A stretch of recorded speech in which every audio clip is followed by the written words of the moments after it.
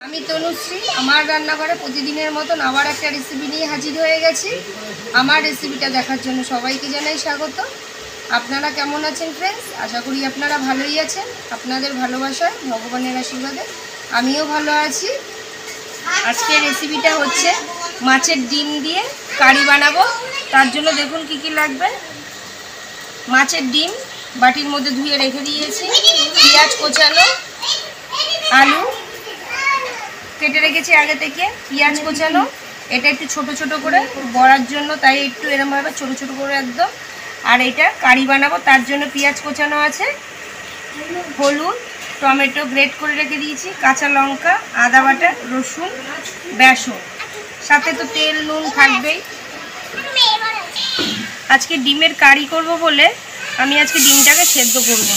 সেদিনকার আমি ডিমের একটা রেসিপি আমি দিয়েছিলাম আপনাদের কাছে, সেটাই আমি সেদ্ধ করে নিয়েছিলাম, কেন ওইটা আমি বড়া বানিয়েছিলাম, ওটা কারি করিনি। আজকে কারি করব বলে ডিমটাকে আজকে আমি সেদ্ধ করব না। ডিমটাকে ধুয়ে বাটিতে রেখে দিয়েছি, তার মধ্যে বেসন দিয়ে দেব, আগে থেকে কোচানো পেঁয়াজ দিয়ে দেবো, লঙ্কা কোচানো দিয়ে দেবো,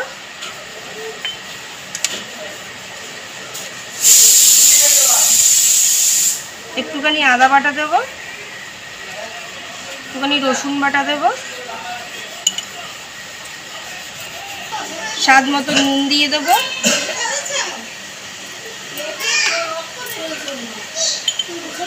আমি একটু হলুদ দেব। এবার এটাকে ভালো করে মেখে নেব। ভালো করে মাখিয়ে নিয়েছি মাছের ডিমটাকে।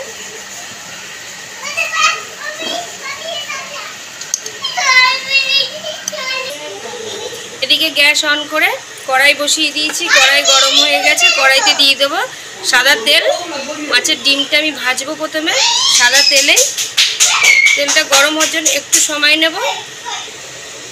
তেল গরম হয়ে গেছে, এবার মাছের ডিমের যে ব্যাটারটা আমি যে আগে থেকে মেখে রেখেছিলাম সেখান থেকে চামচে করে ছোট ছোট করে বড়ার মতন করে ভেজে নেব। লাল লাল করে এপিট ওপিট করে মাছের ডিমের বড়াগুলো ভাজা হয়ে গেছে, আমি এগুলোকে তুলে দেব। এরকম মাছের ডিমের বড়া ভাজা হয়ে গেছে সবটুকুই। এদিকে কড়াইয়ের মধ্যে সরষের তেল দিয়ে দেবো কারি বানানোর জন্য।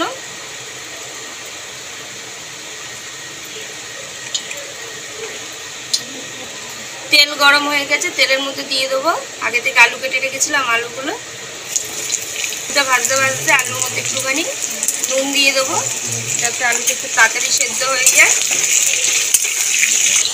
নুন দিয়ে লাল লাল করে আলুগুলো ভাজা হয়ে গেছে, আলুগুলো দিয়ে তুলে নেব।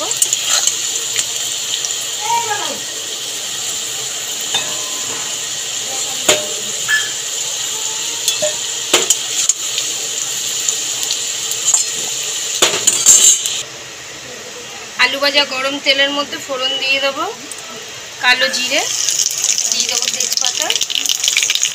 ফোড়নটাকে নেড়ে চেড়ে একটুখানি ভেজে নেবো। ব্যাস ফোড়নটা ভাজা হয়ে গেছে।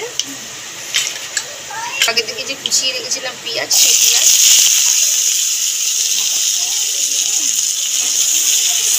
পেঁয়াজটাকে ভেজে নেব। পেঁয়াজটা ভাজতে ভাজতে এদিকে আমি একটা মশলাই করে নেব। দেখো এটা হচ্ছে জিরের গুঁড়ো, আমি জল দিয়ে অনেকক্ষণ আগে ভিজিয়ে রেখেছিলাম, একদম অল্প নিয়েছি, হাফ চামচের মতন। তার থেকে বেশি পরিমাণ দিয়ে দেবো ধনের গুঁড়ো,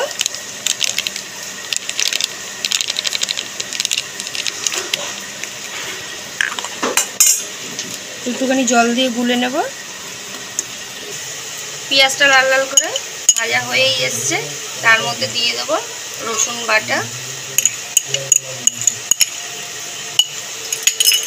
নেড়ে চেড়ে রসুন বাটাটাও ভেজে নেবো যাতে কাঁচা রসুনের গন্ধটা চলে যায়। রসুন বাটাটা ভাজা প্রায় হয়ে এসছে, কাঁচা গন্ধও চলে গেছে। দিয়ে দেবো আদা বাটা, আদা বাটাটা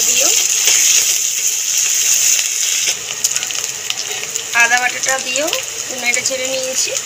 এবার দিয়ে দেবো আগে থেকে যে আমি দেখালামই জিরের গুঁড়ো আর ধনের গুঁড়ো জলে ভিজিয়ে রেখেছিলাম, ঢেলে দেবো। দিয়ে দেবো হলুদ, দিয়ে দেবো লঙ্কার গুঁড়ো, এটা কাশ্মীরি না, এটা ঝাল লঙ্কার গুঁড়োই দিলাম। দিয়ে ভালো করে কষিয়ে নেব। মশলা কষাতে কষাতে নুন দিয়ে দেবো। আমি কিন্তু আজকে পেঁয়াজের মধ্যে নুন দিইনি। মশলাটা কষিয়ে নেব। মশলা কষানো হয়ে গেছে, দেখুন তেল ছাড়তে শুরু করে দিয়েছে মশলা থেকে। আগে থেকে যে টমেটোটা গ্রেট করে রেখেছিলাম টমেটোটা দিয়ে দেবো। মাছের ডিমের কারি করার জন্য টমেটো গ্রেটটা একটু টমেটোটা বেশিই লাগে পরিমাণটা, আমি অনেকটাই দিলাম। এবার ভালো করে কষিয়ে নেব যাতে টমেটোর কাঁচা গন্ধটা না থাকে, কতক্ষণ ধরেই কষবো। টমেটোটা দিয়ে ভালো করে কষিয়ে নিয়েছি, টমেটোর কাঁচা গন্ধ চলে গেছে। মশলা দিয়ে তেল ছাড়তেও শুরু করে দিয়েছে। আগে থেকে যে আমি আলু ভেজে রেখেছিলাম নুন দিয়ে লাল লাল করে, আলুগুলোকে দিয়ে দেবো। দিয়ে একটুখানি আলু দিয়ে কষিয়ে নেব মশলাটা।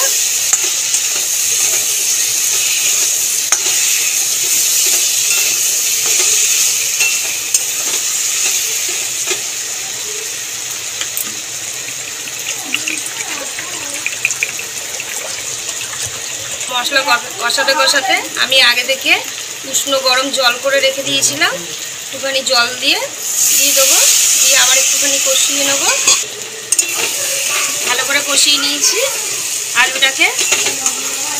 মশলা আর আলু ভালো করে কষানো হয়ে গেছে, তেলও ছাড়তে শুরু করে দিয়েছে মশলা আলু দিয়ে। এবার আমি পরিমাণ মতন জল দিয়ে দেবো।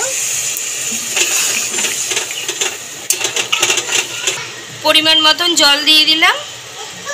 ঝোলটা ফোটার জন্য একটু সময় নেব, এরমভাবেই কিছুক্ষণ ধরে ফোটা। ঝোলটা ফুটে গেছে।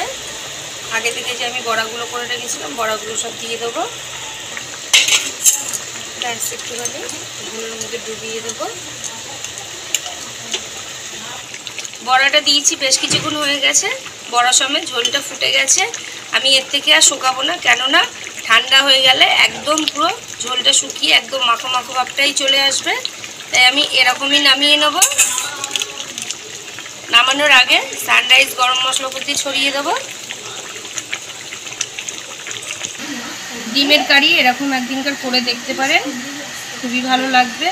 এটা তো আমি সবসময় বলি, আমি যে রেসিপিটা করি আপনাদের জন্যই করি, যাতে আপনারা একদিন করে খেয়ে দেখতে পারেন আর কমেন্টস করে জানাবেন কেমন হয়েছে রেসিপিটা আমার দেখে আপনাদের করে। যাই হোক, ভালোবেসে প্রতিদিনের মতো শেষে একটা কথাই বলবো, ভালোবেসে একটা লাইক শেয়ার সাবস্ক্রাইব করে দেবেন। ভালো থাকবেন, সুস্থ থাকবেন। আবার একবার বলবো, এই রেসিপিটা একদিনকার করে খাবেন, মাছের ডিমের কারি। আশা করি খুবই ভালো লাগবে। ভালো থাকবেন, সুস্থ থাকবেন। Thank you.